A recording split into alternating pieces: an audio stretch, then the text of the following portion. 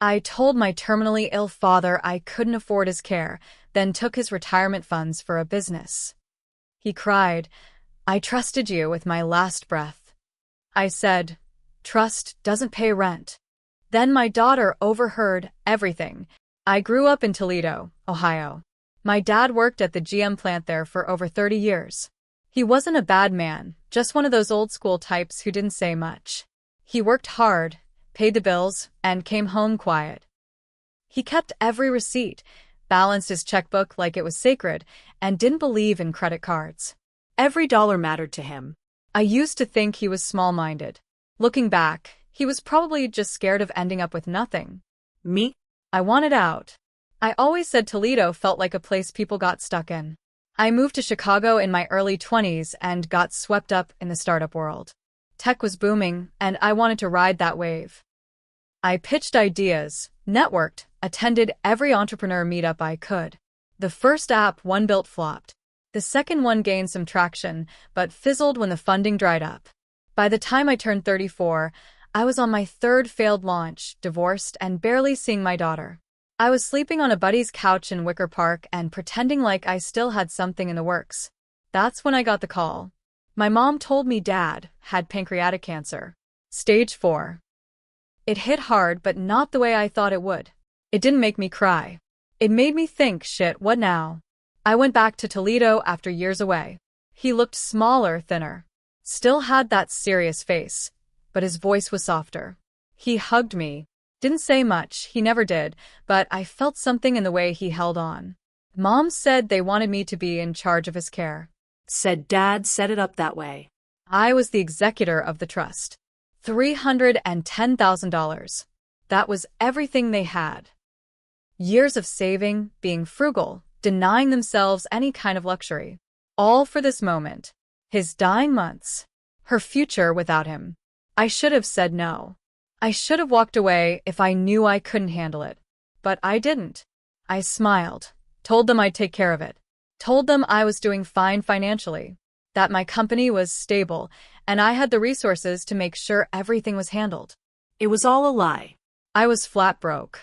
The money felt like oxygen, like a second chance. I moved most of it, $270,000, into a business account I controlled.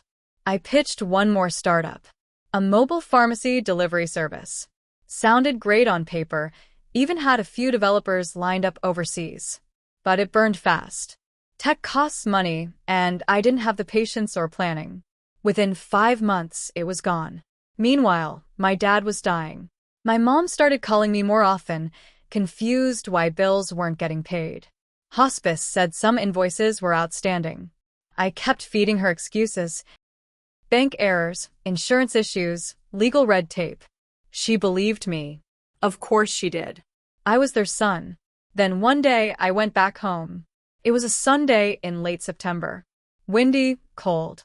Dad was outside on the back porch, wrapped in a blanket, just staring at the yard. I sat next to him. We didn't talk for a long time.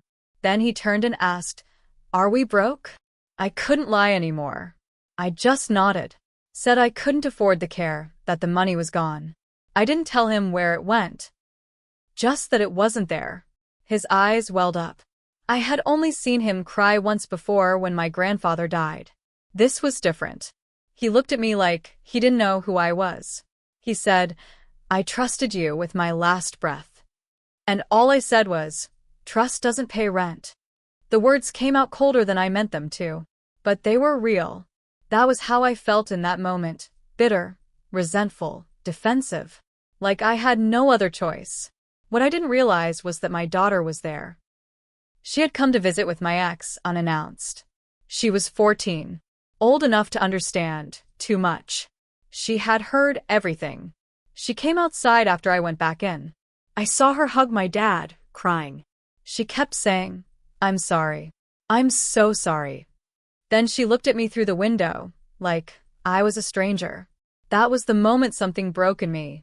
After that day on the porch, everything changed. My mom stopped calling. She didn't ask questions. She didn't scream at me or demand answers. She just pulled away, cold, like I was already dead to her. That silence hurt more than yelling ever could. When I came by the house again 2 weeks later, she barely opened the door. "You should go," she said, not looking at me. "He doesn't ask for you anymore." I tried to explain, to say something that might fix it, but there was nothing left to say. She closed the door. I started drinking more after that. Nothing wild. Just steady, quiet drinking. The kind that creeps in, not to party but to erase. I didn't want to think about what I'd done, or who I was becoming. The startup was dead. The money was gone. I couldn't even tell you where it all went. Poor decisions, bad hires, monthly burn rate, none of it mattered. It was just gone. And my daughter, God, that cut the deepest. I tried texting her, calling. She ignored everything. Her mother blocked me soon after. I finally reached her through email, and all she wrote back was, "You stole from Grandpa while he was dying. You're not who I thought you were." That line played in my head every night, over and over. A month later, I got a letter in the mail. Not an email. A real letter. Certified. It was from a lawyer. My mother had retained counsel. She was petitioning to remove me as executor of the trust and filing a civil claim for financial abuse of an elderly parent. There it was in black and white. Financial abuse. That word hit like a hammer. Not fraud. Not mishandling. Abuse. It wasn't just a family thing anymore. It was legal. Real. And I couldn't argue. I had nothing left to show for the money. No business. No assets. Just a graveyard of invoices and a broken family. I hired a cheap lawyer in Chicago, but there wasn't much he could do. My mom had receipts, statements, proof of the transfer. I was legally liable. There were talks of restitution, but I didn't have a dime. The court ordered a full financial review. I had to send them everything. Bank records, emails, even the pitch decks I'd made for the business. It was humiliating. Meanwhile, my father was dying slowly. My mom used the remaining $40,000 in the trust to keep him comfortable. Hospice came every day now. I wasn't welcome in the house. I watched from the car once. Saw him through the living room window, frail and pale, just staring at the ceiling. I wanted to go in, to say something, but I couldn't. I had already said the worst thing I could ever say. In December, I got a call from my mom's lawyer. My dad had died that morning. Peacefully, they said. In his sleep. They didn't invite me to the funeral. I wasn't listed in the obituary. That was the moment it really hit me. I wasn't part of the family anymore. Not to them. Not to my daughter. Not even in memory. I thought about leaving the country. Starting over. But the lawsuit was still pending, and I knew I couldn't run from that. Not forever. Then, about 2 weeks after the funeral, I got a letter. Not from a lawyer. Not from my mom. It was from my daughter. Just 3 words. He died ashamed. After I read my daughter's letter, those 3 brutal words, I didn't leave my apartment for 2 days. I couldn't. I stared at the walls, barely ate. I kept replaying everything I'd done, everything I'd lost. I wanted to write her back, but I didn't know how to answer that. He died ashamed. The lawsuit dragged on, but what hit me harder was what came next. In February, I got a visit I didn't expect. My daughter's mother showed up at my door in Chicago. She looked tired, older than I remembered. She didn't come to fight. She didn't even sit down. She just handed me a manila envelope and said, "You should read what he left you." It was a letter. From my dad. I didn't think he'd written anything for me, not after what I did. But there it was. A single handwritten page. It said, "If you're reading this, it means I'm gone, and you're still breathing. I don't know why you did what you did. Maybe you were desperate. Maybe you thought I owed you something. But you stole from your mother, your daughter, and me. You turned your back on us. I hope one day you understand the weight of what you've done. Not just in money, but in memory. Still, you're my son. I can't undo that. I left one last thing for you, but you'll have to earn it. Ask your uncle about the shoebox." I hadn't spoken to my Uncle Ray in over a decade. He lived out near Bowling Green. My dad's younger brother. They hadn't been close either, but I called him. He sounded surprised to hear from me, but not angry, just cautious. "Yeah," he said after I read him the letter. "I got it. It's still here." He gave it to me the week before he passed. Told me not to hand it over unless you showed some goddamn remorse. I asked what it was. He said, "That's not for me to say. You want it, you drive out here and talk to me face to face. Like a man." So I did. It was awkward at first, but Ray didn't hold back. He told me he knew everything. Knew what I'd done.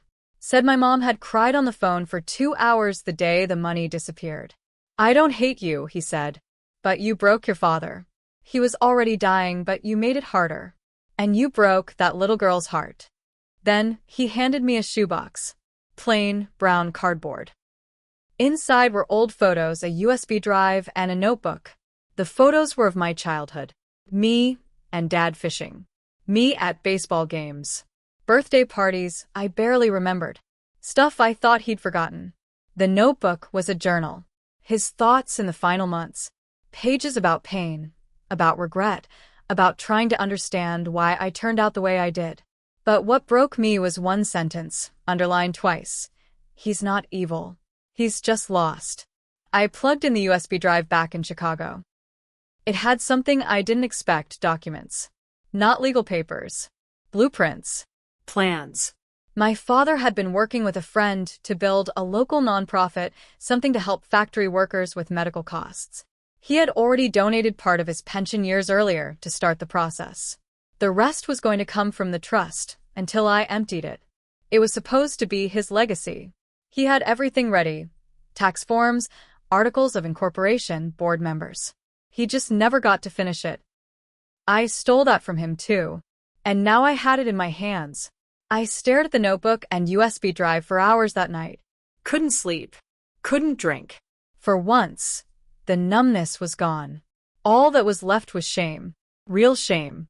The kind that sinks into your skin and stays there. My father had spent his final years quietly building something good, something that might have mattered. And I'd stolen the chance for it to live. For him to be remembered for more than just a paycheck and a hospital bed. I knew then there was only one way to face what I did. I went to court and signed a full confession. I told the judge everything. I withdrew my defense and accepted full civil liability. The court ordered me to pay restitution over time, and though I didn't have money, they made it clear that any future earnings could be garnished. I agreed. I deserved it. I contacted my mom. Wrote her a letter this time. No lies, no excuses. I told her where the money went, what I had done, what I found in the shoebox. I told her about the nonprofit Dad had tried to start. I said I wanted to finish it. She didn't write back. But 2 months later, a check arrived, not to me but to the state filing office in Columbus. My mother paid the incorporation fee to reopen the nonprofit.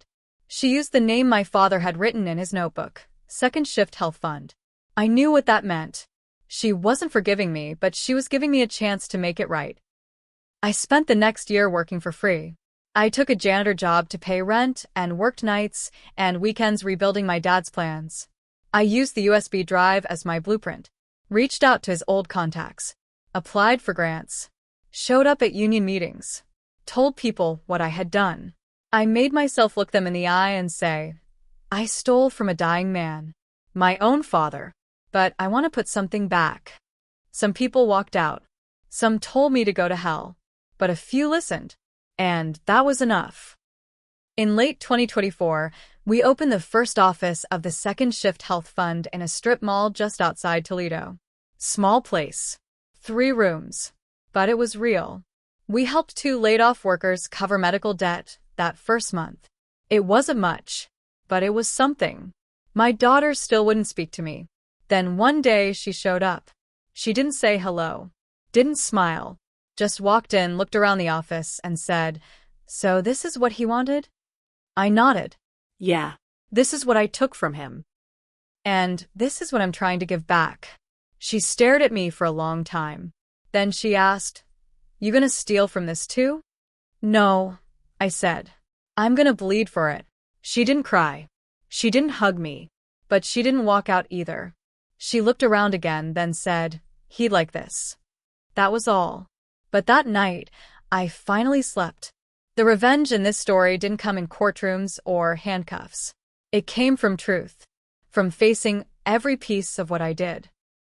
From losing my family's name, my child's trust, and my own self-worth, and having to rebuild it inch by inch. And my father? He got the last word. He died ashamed of me. But now his name is on the front door of something that helps people. Not because I deserved redemption, but because he built something bigger than me. And I live with that every day.